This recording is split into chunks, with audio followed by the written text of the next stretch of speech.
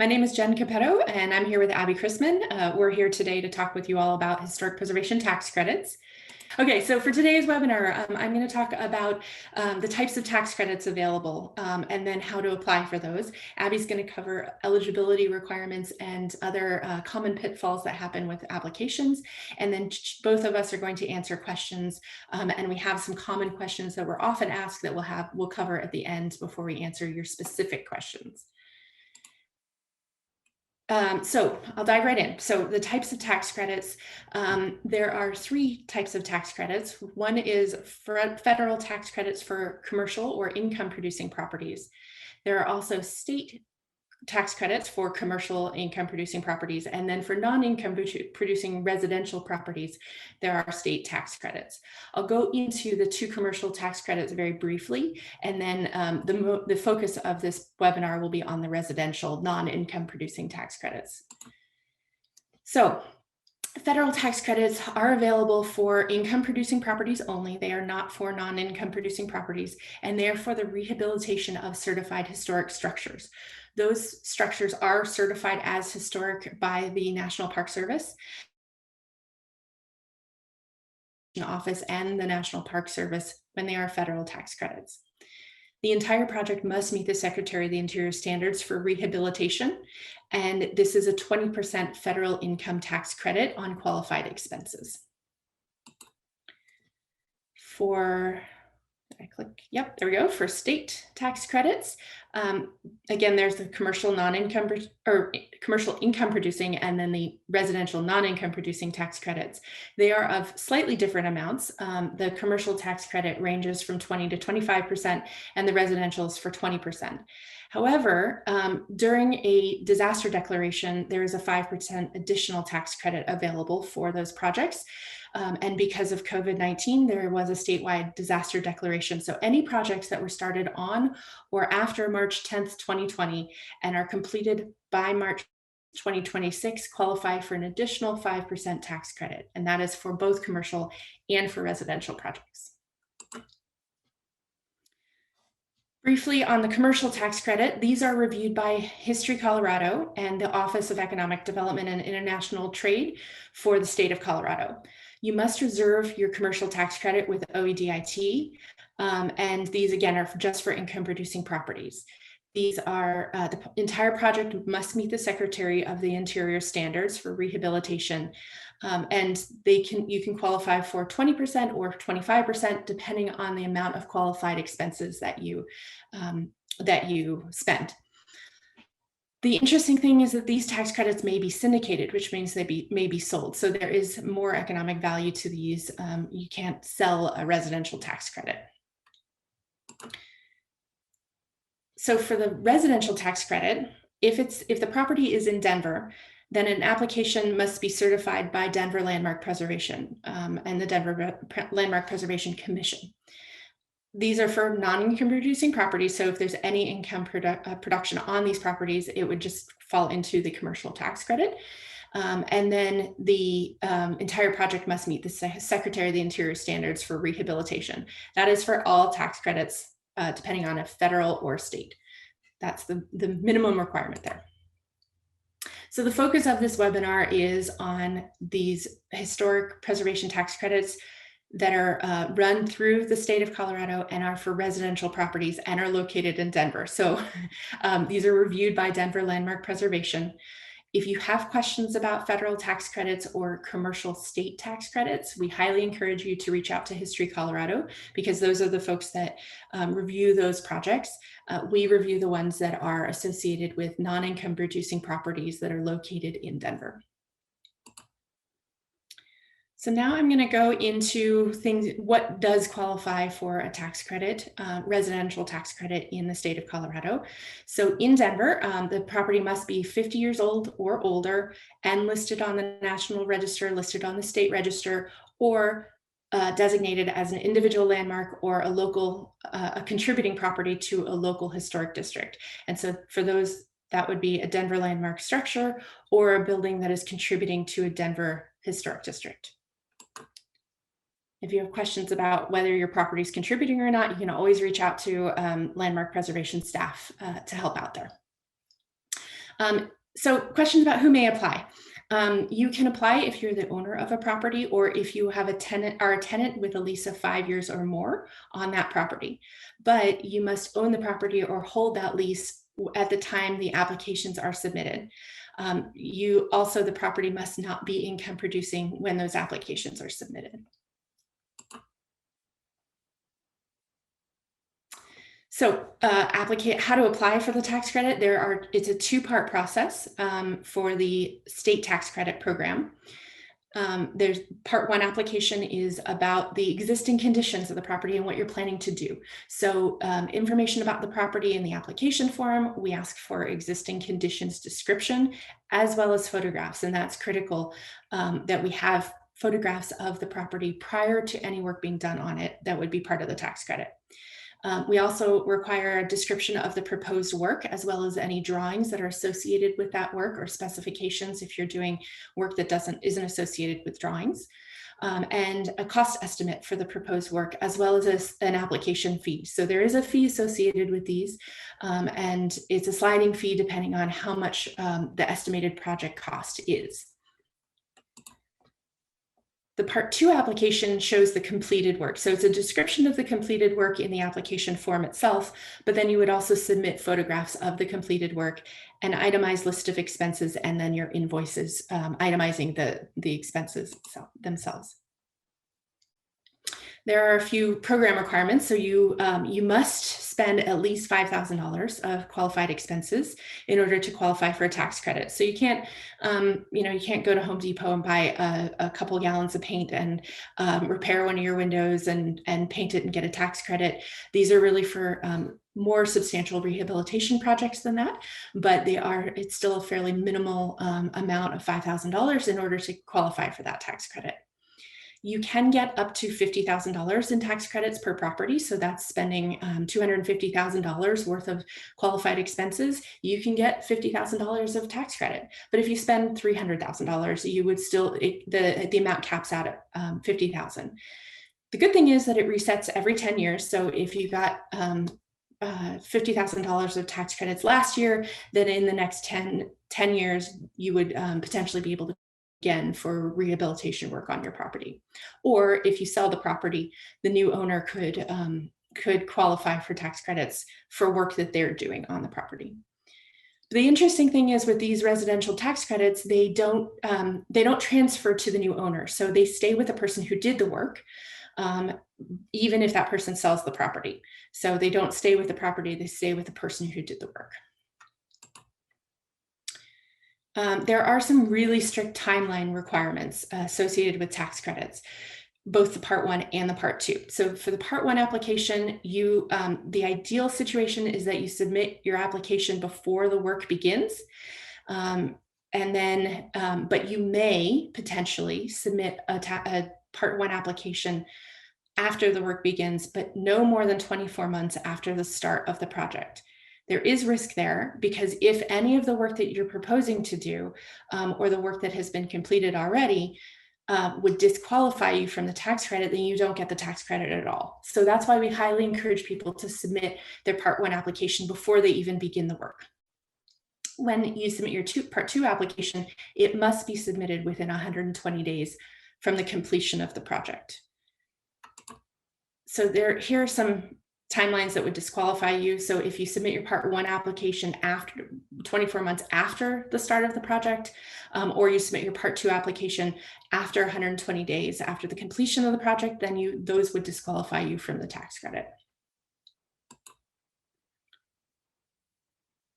So a couple of short things, and then I'll turn it over to Abby. So you can use the tax credit for up to 10 years. So if you get a tax credit of $50,000 and your tax liability each year is $10,000 through the state, you can have 5 years or more to use that tax credit until it's depleted. Or you can use it all in one lump sum if you have that much tax liability per year. So the tax credits are generally applied to taxes due the year in which the project was completed. So if you complete a project at the end of this year, say November 2021, and you get your part two application certified in January of 2022, you would apply that tax credit to your 2021 taxes, which are paid in 2022. And then this is something that comes up often. So landmark preservation reviews projects for design review, and we also review tax credits. And there's a big difference between them. We are required to review any applications for exterior work on a property that requires a building or zoning permit if it's in a historic district or if it's a Denver landmark. We do not review interior work for design review. We don't review any maintenance or repair work, such as repointing or painting or repairing windows. And there's no fee associated with design review work. That work is all based on the Denver Landmark Preservation Design Guidelines and our ordinance. However, for tax credits, it's entirely voluntary. You may apply for a tax credit, or if you choose not to, you don't have to. However, we do review the entirety of the project. So if you're doing interior work, we review interior work on that project, even if we wouldn't for design review. We would also review the maintenance or repair work that we wouldn't review that would for design review, if that's part of your tax credit. If the project scope requires design review, you must obtain your certificate of appropriateness before you begin the work. And then there is a small fee associated with the tax credit. And finally, the reviews are based on the Secretary of the Interior standards for rehabilitation and the state legislation. And so tax credits have this different layer of, we do the design review work based on our guidelines, and then we do tax credit review based on the Secretary of the Interior standards, and they may not always jive with each other. So I think this is where Abby is going to talk about Secretary of the Interior standards. Okay, so what are the Secretary of the Interior standards, since that's what you're required to follow for a tax credit project? So the standards for rehabilitation provide regulatory guidance for the federal tax credit program, which was established in the 70s. And then Colorado legislation has also established those same federal guidelines as being the regulatory guidelines for the state historic preservation tax credit program. And the goal of the standards is to ensure that the essential character of historic buildings are retained during their renovation. So I'm just going to run through some of the key standards that you really need to be familiar with for residential rehab tax credit projects. First off, preserve the character defining features. So character defining features are any elements that really define when a building was constructed, what style a building is in. So a 1950s ranch house is going to have a completely different set of character defining features than a 1920 bungalow. So it's really kind of what defines a property. And these can include the overall shape of the building, its material, craftsmanship, decorative detail, interior arrangement of spaces, as well as its site and environment. Do not create a false sense of history. This is a really key guideline for the standards. So any new construction within a district, whether that's an addition or a remodel, should be identifiable. You want that new addition to read as a new addition. It needs to be compatible and blend with the district, but you don't want it to be mistaken for historic construction. And the same thing then goes for renovations. You don't want to take a building and make it look more historic than it actually was. So the example here is kind of an extreme one, but you have kind of a mid-century example of a kind of colonial revival house done, it looks like probably 60s, 70s. And when they decided to renovate, they wanted to make it look more historic. So they've added a very historic style porch. They've added dental, really emphasize the dental trim. They've added a different roof, dormers. Well, now I think most people might look at this building and think this is actually a historic colonial revival house, like the 1920s, but it's not. So that would be creating a false sense of history. So you don't want to make a property look more elaborate, more historic, add elaborate details that were not there during its period of significance, the history of the district. Consider historic changes as potentially significant. So again, buildings evolve over time. And when some of those changes may have been made, 100 years ago, those changes may have acquired their own historic significance. So at the bottom, when you have something like a rear addition, that rear addition looks like that's also done pretty early, even though it's not original. So based on the standards, removing that rear addition could be potentially, altering a historic feature. You have there on the side an Italianate building from probably 1880s, early 1890s, that in the 1920s had a bungalow porch added. But that was now, about 100 years ago, and that may have acquired its own significance. Or a slightly more recent example, you have a, cute little Victorian cottage that looks like probably, 1950s, had permastone added. But again, before removing that, you'd need to consider whether or not that had achieved its own historical significance. Preserve the distinctive finishes and techniques used on a property. So this can be anything from really elaborate Queen Anne detailing to more simple, exposed rafter tails or half timbering on a bungalow. It also includes interior features, so original floors, original woodwork, plaster would all be key features. Repair rather than replace. This is also a really key standard. So basically, the standards say that if it is possible to repair damaged elements, you must repair them. You can only replace them if they are too deteriorated to feasibly be repaired. And in that case, then you need to match the original as closely as possible in materials, appearance, texture. So you can see here, photo at the top, it's windows being repaired as part of a tax credit project. At the bottom, you have the documentation that would be submitted to show that, damage, that something is too deteriorated to repair. So before you're allowed to replace any historic materials, the tax credits, and the standards would require that you really provide extensive documentation showing why a feature is too deteriorated to reasonably be repaired. You can't be repaired and would need to be replaced. Additions should be differentiated, compatible, and also removable. So this addition here is a great example of that. It's located to the rear. It's subordinate to the primary building.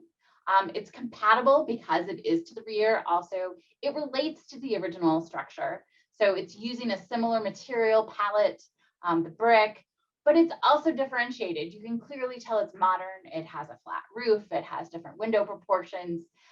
So it blends, but is distinguished as new construction. So it's, doesn't create a false sense of history. And it's reversible because it uses a connector element. So it's really minimally attached to the rear of the historic building that, so really had as little demo as possible to build the addition.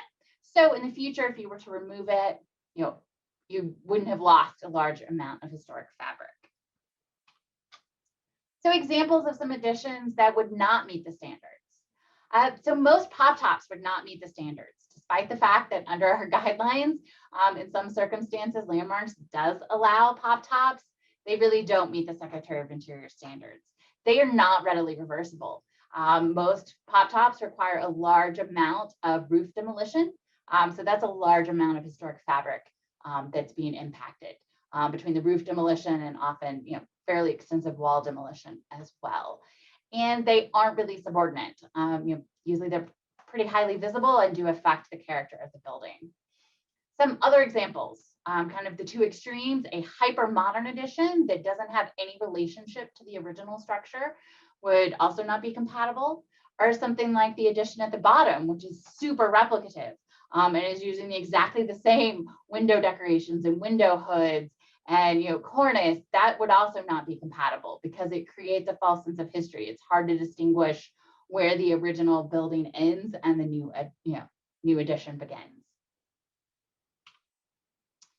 So I'm going to review some of the eligible expenses. So these are the things that would qualify towards the tax credit. For your project, you have to list all work, but on most projects, not all of what you're doing is going to be an eligible expense. So for most projects, you're going to have an overall budget, and then you're going to have a percentage of that budget that is for the eligible expenses that count towards the tax credit. So those would include things like roof repair, or if it's too damaged to be repaired, replacement, siding and masonry work, window and door work, woodwork and trim, foundation repair, and any associated excavation. Systems repairs and upgrades on the interior, so things like plumbing, electrical, HVAC, repair and replace any historic features.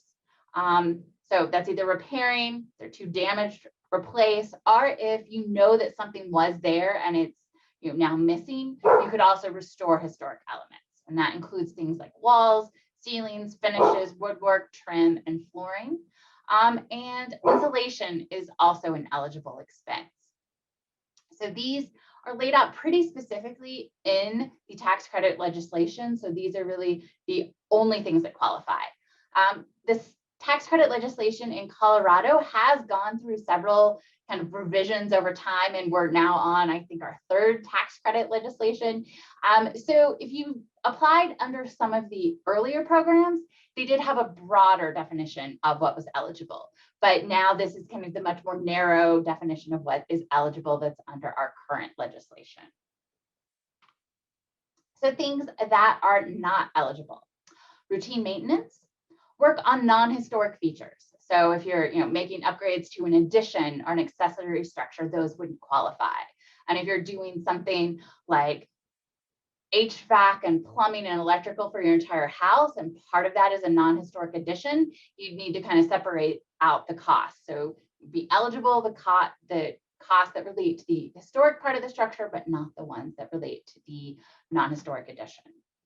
Construction of things like new additions or dormers, conversion of unfinished spaces such as basements or attics to habitable space, kitchen and bath remodels, unless you're restoring an original bathroom or an original clawfoot tub. In that case, if it's a historic feature, but just general kitchen and bath remodels aren't qualified. Interior demolition or new walls, unless it's related to kind of restoring an original layout to the house. New fixtures and appliances. Painting, unless it's associated with the repair of historic features. If you're repairing and restoring your windows, then repainting those would be a qualified expense. Same goes with trim, but just general repainting would not be a qualified expense. Carpeting, landscaping and site work, sewer, or any design fees or soft costs. So really the big difference between going through a tax credit review with Landmark and going through the design review process with Landmark is that for the tax credits, Landmark reviews interior alterations. So just going to run quickly through what are some of the key things we really look for when we are reviewing interior alterations. You can see whether or not your interior alterations would be something that would disqualify your project, because an entire project has to meet the standards. So if your exterior work meets the standards, but your interior work does not meet the standards, you would not be eligible to apply for a tax credit. So first off, just looking at what's the level of significance of a property. A very high style property that has a lot of elaborate detailing, a lot of craft work is going to be kind of held to a higher standard. It has a lot of essential detailing and character that needs to be preserved. Whereas if you have, a simple classic cottage, there's not as likely to be as much of that real, elaborate craft work. And so you're going to have a little bit more flexibility in what you can do. Looking at what style is it and identifying what are the key features to that style. So this is a mid-century house that applied for a tax credit. So there it's that, all the smooth lines, the mid-century materials, the wood, the angle. So really, you have to pay attention. Every house is going to have different character defining features that are going to be key. Looking at, will any historic features be impacted? Things like, historic staircases, alcoves, fireplaces, windows, leaded glass, window surrounds, built-ins, doors. So really, thinking about some of these key historic features that may really help to identify the period in which your house was constructed. Are any changes to the interior layout proposed? So for example, a Foursquare has a really typical historic plan, and it has a central hall and then 4 rooms. So if you were to decide to take a Foursquare and you wanted to totally gut that first floor and create an open plan, that would disqualify it from the tax credits, because that would really, having that first floor divided into 4 rooms is really a pretty key part of the 4 square type. And so by, opening that up, you'd be removing a key feature. You'd also likely be removing a lot of key decorative elements, as you see here, things like historic stairs and trims and moldings. So it really matters when you're thinking about interior demo, whether or not that demo is proposed to primary or secondary spaces. So when we're talking about primary spaces, it's more kind of the public spaces of the home. So the front entryway, a main staircase, the dining room, the living room. So it's pretty important that fairly minor changes be made to these spaces. You want to keep all the key features, and for the most part, you want to keep that interior layout. A little bit of a wall here or there may be okay, but just totally opening up a space, totally demoing a staircase and moving it to a different location, those are things that are likely to disqualify your project. Whereas there's a lot more flexibility for secondary spaces. So when we're talking about bedrooms, bathrooms, kitchens, those can pretty much, you can do what you want there. Those are considered, secondary spaces. They don't have generally as many character defining features. So alterations there are likely not going to be a problem for the standards. So when we're evaluating a project, we're really looking at the cumulative impact. So both, are you retaining really key features such as fireplaces, but also are there other little elements that add up? Does it have the original baseboards? Does it have the original window trim, the original flooring? Even though these are small features, when you have a lot of minor changes, those can add up to really altering the overall character. So here you see a sample of kind of Victorian house and the current interior. Well, there's really nothing left on this interior that relates to the exterior of the house. I think you could just see these interior photos, and this could be any house. It could be new construction. There's nothing left that identifies the period of construction. And so that's what we're really looking for when we're looking at interior reviews. That that character that relates the interior to the exterior is still there. If your house has already been gutted before you purchased it, in that case, you have more flexibility. So if you have a house like this here, this bungalow that had already had a massive renovation, you have some more flexibility. You could either just do a simplified modern interior, or if you have historic evidence of what was there originally, if you have any original plans, have other similar bungalows on the block that you could base it off of, then you could try to recreate some of that original bungalow character. What would not be appropriate would be picking a totally different style. So if you have this bungalow, you couldn't decide that you wanted to make it totally Victorian and Queen Anne inside and apply for the credits, because that would be creating a false sense of history. So some interior alterations that would disqualify a project. So here we have Queen Anne properties. You can see on the first floor, they really removed all of the walls. It's now a completely open plan. So you walk in, living room, straight to the kitchen. That really changes the interior flow. Historically, you would have never had a kitchen totally open like that. And then also, while they've kept some features like the fireplace, which is really key, they've also changed a lot of other ones. The staircase is new, the door is new. They stripped plaster off the wall to expose the brick, which would never have been done on a residential space historically. And so overall, it's really lost a lot of key characteristics. And so this would disqualify it from getting a tax credit. On the kind of opposite end, if you take it and add historic features that weren't there historically, that would also disqualify it. So this is a house, had some simple kind of, Victorian molding. Well, they stripped that all down, lost that historical molding, but then decided that they felt kind of a grander, larger, kind of trim would be more appropriate, and added that. But there's no historic basis for this having been the original trim in the house. So this would also disqualify it from the tax credit. So wrap up with some common pitfalls, things that often get people into trouble with tax credit projects. So things to avoid: a lack of documentation. So you need to have detailed before photos. So if every feature you plan to impact, you need to have a before photo showing this is what the condition was before, and then you need to be able to match that with an after photo.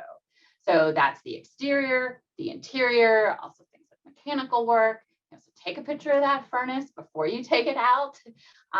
So this having before and after photos is required in the state legislation.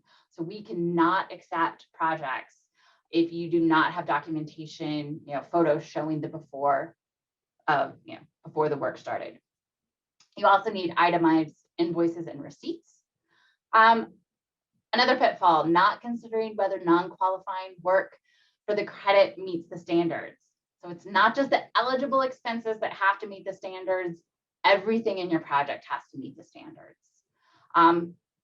Related to that, often, pitfall is that the interior work doesn't meet the standards. So they're following the standards on the exterior, but they kind of forget about that interior review, and they plan to gut it, make a lot of modifications inside that don't meet the standards, which will disqualify the whole project. Don't confuse the landmark certificate of appropriateness process with the tax credit approval. Both have to go to the commission, but they are separate review processes. Just because something has a landmark COA does not mean it would qualify for the tax credit. So you have to go through two separate review processes. You have to make sure that the work completed matched what was approved. If you said in one thing that you were going to do this and then you do something else, you have to come back to us. Otherwise, and get a new part one for that change of scope. Otherwise, it's not going to work. And then making sure you apply within those timelines. So you don't want to apply too late.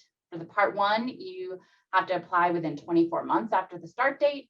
And then after you complete it, you need to make sure you get that application in within 120 days. Okay, so I'm going to cover some common questions and then open it up to any other questions you may have. All right, sounds good. So, sorry, my printer decided to print at the moment. So sorry for the background noise. The question we get often is, can my condo apply for tax credits? It's really complicated. You can potentially claim tax credits for your condo. It really depends on what your condominium documents say. The ownership of common elements and exterior features, because some condos say that the condo the condo itself owns it, or the HOA owns those common features, whereas some of them say that the property owners of each individual unit own a share. So that really depends. There's also, it depends on whether some of the units are commercial income producing or whether some of them are residential. So we really encourage you to talk with a tax attorney or an accountant that's familiar with your tax documents, or tax credit and your condo documents, to really evaluate whether that's the best thing for your condo or not. And I think I've got one more for you, and Abby's got a couple more. So can you apply for tax credits if you have an insurance claim? And the answer is yes. So if you need a new roof because of hail damage, or if you need to refinish your floors because of flooding, and you've got an insurance claim on those, you can get a tax credit, but you have to remember that all of the work must meet the standards. So if you're refinishing your floors because of a flood and you decide to totally gut your house in the process and you have historic features, that probably would disqualify you from the tax credit for everything, because that additional work may not meet the Secretary of the Interior standards. I think that might be my last one, Abby. Okay. So what if you have already completed the work? So what if you really wanted to get a tax credit, you just found out about the program? Well, maybe. If you started the project less than 24 months ago and it was completed less than, that should be 120 days, not 120 years. Sorry. So if you started the project less than 24 months ago, and either it's still ongoing or you finished it less than 120 days ago, then you can apply. Additionally, if you started it less than, if you completed it more than 120 days ago, but there's a few extra things you could add to kind of continue the project to make it last a little bit longer, that's another way that you can kind of extend that 120-day time period for completing final paperwork. But these are the timelines that are set by state legislation. So there's really nothing we can do for you. If you did the project, started it more than 24 months ago, you can apply. And if you finished it and there's nothing you can do to extend it and it was done more than 120 20 days ago, then we just can't help you with that either. We're very sorry, but those are the strict guidelines established in the state legislation. Also remember that you must have sufficient photos.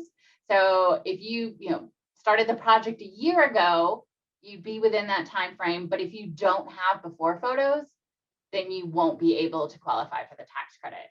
Remember that then you also have to have itemized invoices, and all work needs to meet the standards. So that's why we strongly encourage that you apply before you start work, so that there's still time to revise and adapt the project to make sure it meets the standards, because any work that's done before part 1 is considered at the owner's risk. So you can apply, but if anything disqualifies the project, then you can't get the tax credit because that disqualifying work has already been done. Do I have to include my entire project scope? Yes. So all work being undertaken must be included in the project description, the photographs, and the budget, whether or not it qualifies for the credit. So if you are doing a major home renovation project, you can't just say, well, I'm going to apply for the exterior, but I'm going to leave out the interior because I'm not sure if it qualifies and I don't want to mess with it. No, if it's all part of one project, being undertaken, in the same calendar year, then you need to include all of that work.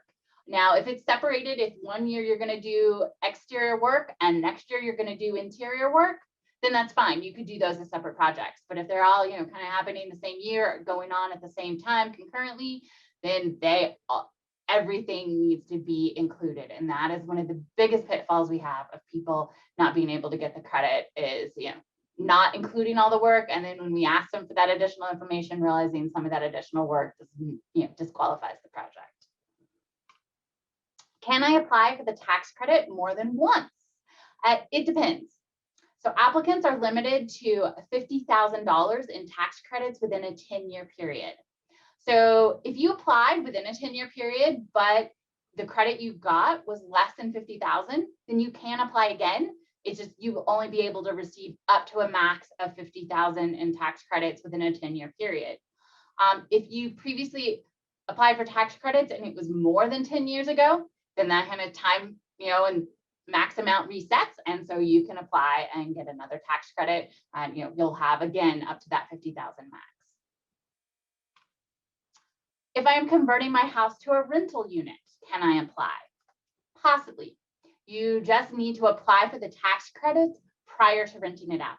Because once it becomes an income producing property, it's no longer qualifying for the residential tax credit. You would have to look at the commercial tax credit program. But if you're planning to renovate it before then, beginning to rent it, just get all that paperwork in and apply for that tax credit before you start renting it, and you'll be fine. And can I apply if it's not my primary residence? Yes, as long as it's not an income producing property. Again, if it's not your primary residence because you only stay there a couple weeks a year and you rent it out the rest of the year, then it wouldn't qualify. But if it's your weekend home and you don't make money off of it, then sure, that could apply. You could apply for a tax credit for that as well. Okay, so that is it. And then see if we have any questions. We have a question from Georgia, which I think you answered largely in we answered in our common questions about condo development, and also if work was done over the past 8-10 years, can she recoup any of the costs that her condo has done doing that work? And the answer is perhaps, maybe, probably not, though. Definitely not if it's in the last, if it's more than 24 months ago, you would not be able to qualify for the tax credit. Georgia, did you have other questions, or anything else you'd like to ask about that? I'm happy, if you want to raise your hand, please do. Great, awesome. I will, oops, press the wrong button. And I don't have the ability to. I think, can you hear me? Yep, great, thank you. I was able to unmute. Yes, as it all went on, I realized that this work has been done over the past 8 years. we did have the masonry restoration done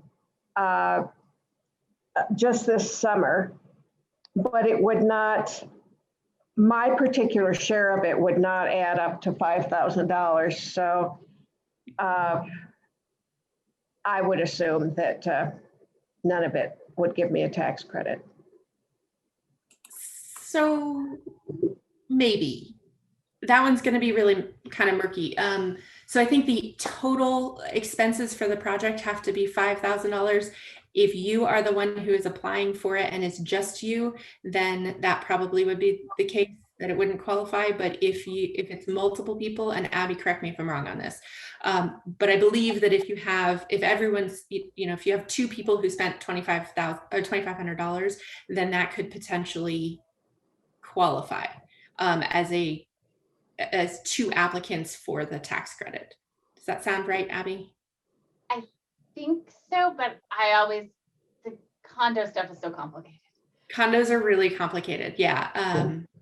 So it's the type of thing that I would encourage you to talk with a tax accountant or someone who knows about your condo docs and knows about the tax credit. We can't refer you to anyone in particular, but perhaps the accountant who does your HOA's taxes might be able to help you with that. All right. Thanks very much. Yeah, absolutely. Okay, so we have a couple more questions.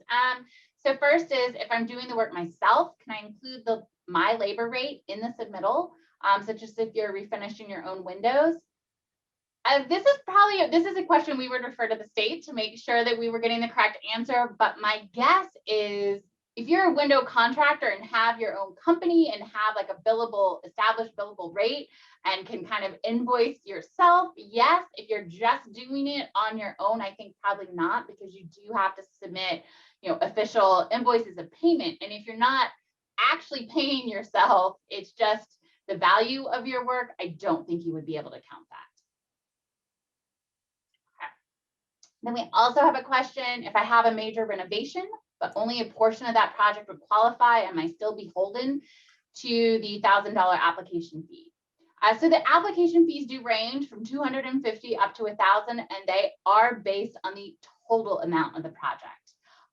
So even if you were only going to have a small amount that was going to qualify for the credit, you would still have to pay the larger fee. The reason for that is those fees are covering staff time to review the project. And if you were doing a really major renovation project, that's a lot that we have to review, because we have to review the entire project to make sure it meets the standards. So even if only a small part of that is qualifying, it's still a large amount of review time. So that's why there's the staggered fee. So you're paying less if it's a pretty simple, straightforward project, because it's not going to take a lot of staff time to review, but you are paying more if it's a complicated, complex renovation project, because it's going to take a lot of staff time. Great. I don't see any other hands raised. And no other questions in the QA. So thank you. If anyone has any questions about today's webinar, we're happy to answer questions. You can reach out to us at landmark@denvergov.org. We have our website has the information about the tax credit. It doesn't include information about that additional 5% due to COVID, but we do have that available thanks to the state declaration. Yeah, we're happy to help you all through the process. And again, we highly encourage you to apply before you do work. It just makes things a lot smoother. We have found that's one of the biggest issues over time. So thanks very much. Thanks, everyone.